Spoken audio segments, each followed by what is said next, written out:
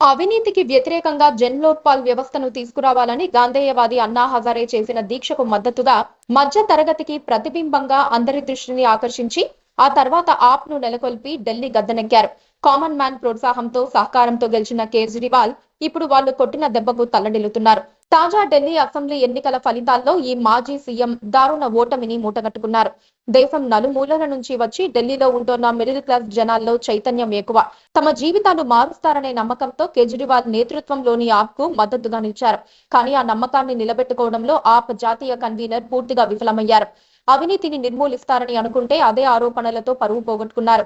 Liquor scam తో ఏకంగా జైలుకు వెళ్లొచ్చారు. కేజ్రీవాల్ తో పాటు ఆప్ ముఖ్య నేతలు మనీష్ సిసోడియా, సత్యేంద్ర జైన్ కూడా కటకటాల పాలయ్యారు. దీనికి తోడు ఢిల్లీ సీఎం అధికార నివాసానికి సుమారుగా 33 కోట్ల ప్రజాధనంతో మరమ్మతులు చేపట్టినట్లు కాగ్ నివేదికలో తేలింది. ఇవన్నీ చూసిన ప్రజలు తట్టుకోలేకపోయారు.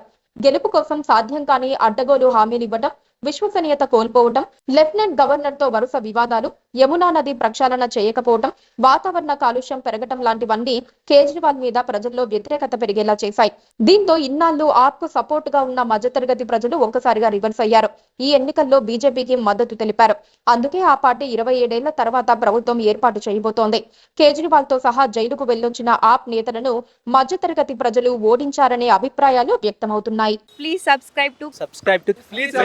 Please subscribe to KTV Telugu. KTV Telugu.